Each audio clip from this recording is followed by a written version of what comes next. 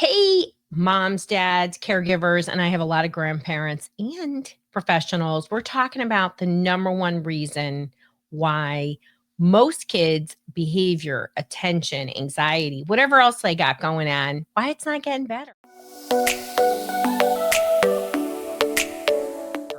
And I really want to talk about this because um, this is the number one reason why people fly into me from all over the world. This is why people are stuck.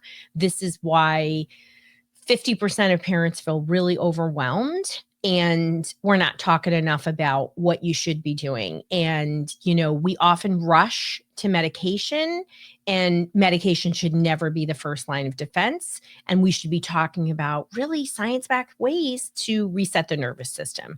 So, now, let's talk about interventions, why they often fail, and people feel really stuck. So, if we're not properly looking at what is going on, what are the triggers, what are the sources, what are the root causes, whatever you want to call it, they're all there.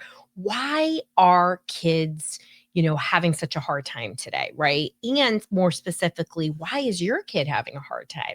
And it really becomes very challenging to do that when our standard of care is, a 10, 15-minute meeting, maybe longer. We're using behavioral ratings. I mean, I don't think there's a person in America that's not going to look like they have ADHD when you fill out a behavioral rating. So part of the problem is our diagnostics are wrong. And then the other part of that problem, two sides of this coin, is that we always rush to medicate. We think everything 100% of the time is a neurotransmitter problem. And I'm here to tell you that's just not the case.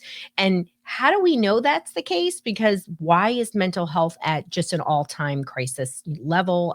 People are struggling, parents are struggling. And again, 1 in 2 parents are so overwhelmed, and 40% are so overwhelmed that they feel incapacitated, that they're really struggling. That's a lot of people. And I'm sure there's people here who feel that way. And we all have moments of overwhelm. Today was a very overwhelming parent day for me. And I have to do things to really make sure that I'm countering it. So our system isn't set up to properly identify what is actually going on with kids, and we're not empowering parents for what they should be doing. So really, what is that number one reason why kids are struggling, and that they're not getting better despite sometimes working with fantastic therapists, being a great school? Maybe you got pandas like my Max, and you're working with a great physician. Well, the number one reason is nervous system dysregulation.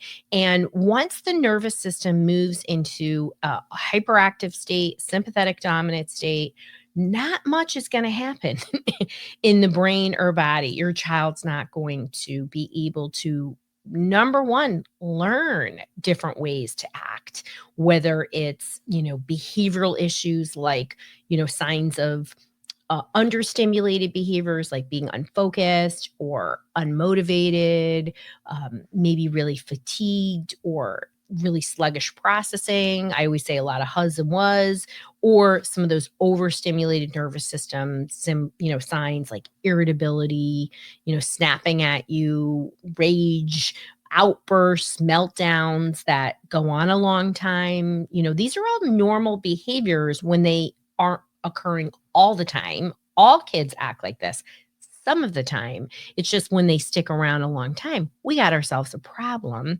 And so once your nervous system is in a sympathetic dominant state, the brain does not allow you, the nervous system does not allow you to learn, as we already talked about, pay attention, think, and the body can't heal. And it is consistently the number one reason in my 3 decades of working with over 10,000 people. Remember, I am a licensed therapist, certified school psychologist. I'm not some person who just got a degree in the mail.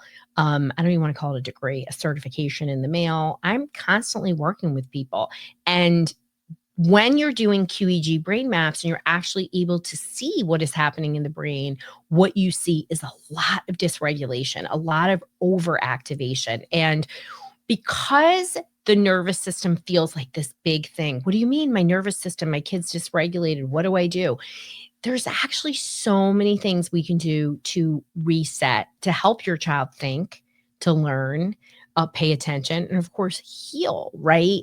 And we need to regulate. And there are lots of ways that we can help our child regulate, but the first way is with co-regulation. So in my COMS parenting protocol, the first step is actually C, and that's co-regulation, right? And the in the A, is to avoid personalizing behaviors, right? There's a lot of times we're very triggered by our kids, and I just want to say, it's perfectly normal. Our parents were irritated with us. Do we remember the 70s, 80s, and 90s? Yes, we do. They were very irritated by us, and they probably let us know. They probably yelled at us. But we know better, and we know better we can do better, right? And so when we avoid personalizing behavior, we can really understand what are some of those triggers? What's actually happening? Because if we're always looking for somebody else to diagnose our kid, it may not even be a diagnosable problem. That's why there's such a huge increase in everybody and their mother being diagnosed with ADHD. It's actually like a trend. Like it seems like a cool thing to be diagnosed with ADHD as an adult. And I say that very flippantly. It's never a cool thing to, say, oh, something is harder for me. But people are identifying with that because they're having a hard time thinking. They're anxious. They're not getting stuff done, right? Tasks or getting through tasks are challenging. Um, some of that is because of the type of world we live in, right? We live in a world like we have 67 tabs open. I have 67 tabs open in my computer.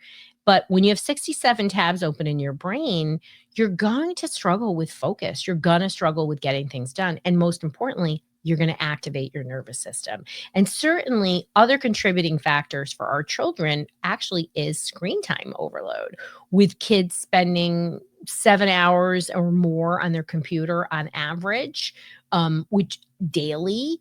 That means that is absolutely a factor because they're not doing things that actually regulate their nervous system, like walking outside or being with a dog or playing Legos or, doing some other really awesome self-regulation type game activity. There's lots of them.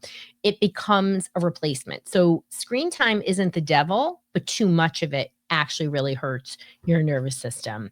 Other contributing factors, of course, is diet, sleep, nutrition. These are really important lifestyle factors that you always hear me talk about. And certainly, unidentified chronic stressors, um, trauma, any of those things are just going to cause that nervous system to activate, activate, activate.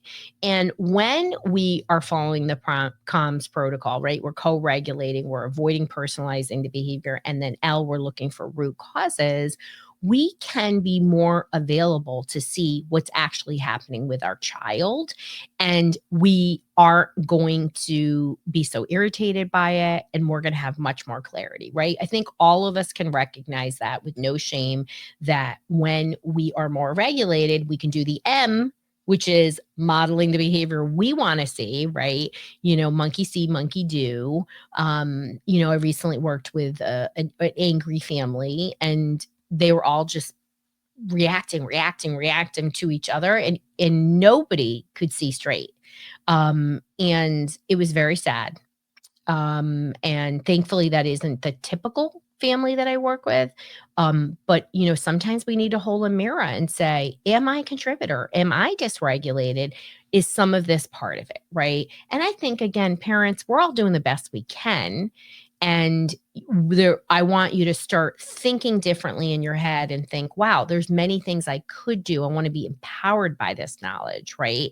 And also sometimes that window, that this creates for us, it's really an opportunity, because maybe there are some unresolved things that you have, that you're caught in some of this reactivity, or it's really, really causing you, as I like to say, drive the worry train, because of your own stuff, right? And so this is an opportunity to take care of things that keep creeping up for yourself, so that you can break that cycle and you can really create generational emotional wealth for your family. And that's really important. I don't talk a lot about it in my book. And then S in the comms protocol is supporting and reinforcing the behaviors that you want to see. And as I always say, reinforce, reinforce, and then reinforce some more. I mean, kids need a lot of reinforcement when they are just neurotypical kids, but anytime there's a dysregulation, right? Self-regulation and what we call behavioral disinhibition, basically controlling your impulses, is the foundation for everything to occur, right? So no learning can occur, attention can occur if you're not regulating your behaviors. Now, there's a window in there. We got developmental things, right? Kids will get supports in that. But as you move forward in life, we all know adults who never learn to regulate. Maybe they're very reactive, maybe they're avoidant. That tends to be the extremes when these things go on, right? And when we regulate that nervous system, 10 minutes a day, yourself, 10 minutes a day for your kid, maybe you're doing it together, it starts to go from that activated sympathetic dominant down into a parasympathetic state. You can process information, you can have communication. I think some of the coolest things that happen when people work with me one-to-one is, or in our dysregulation solution, what winds up happening is they'll tell me, like, I'm noticing these windows of sometimes it's just communication, that the communication is shifting. Sometimes it's that they were like, wow, they had an ability to tolerate things. Sometimes it's even within themselves that they recognize they're not as irritated by the same exact thing that was happening the week before. And because they weren't irritated, they were able to connect with their kid, they were able to coach their kid and really help them to learn. So these are all opportunities that can only happen when the nervous system is regulated. And, if you are looking for the right solution because you're here and you're looking at the number one reason why, your kid isn't getting better, right? Physically, emotionally, socially, it is because of dysregulated nervous system. It is preventing all of your awesome interventions from actually working. And once you regulate the nervous system, and I talk all about it, you can listen to other episodes, you can, read my book. You also can go to our solution matcher and go to drroseanne.com/help. And it's going to match you to the right solution for exactly where you're at. Because there's lots of resources. Some are free, some very inexpensive, and some things, we take a small amount of people to work with once, in one-to-one in our center. We work with people all over the world, but that isn't always a thing that people need. What they need is to understand the nervous system. They need to understand what are the strategies. And yeah, I believe in guidance, and that's what our dysregulation solution is all about. But you go to drroseanne.com/help. It's going to match you to exactly what you need. I hope this was really enlightening. If you feel like you are stuck, remember, there's no magic wands. I only have a few on my desk.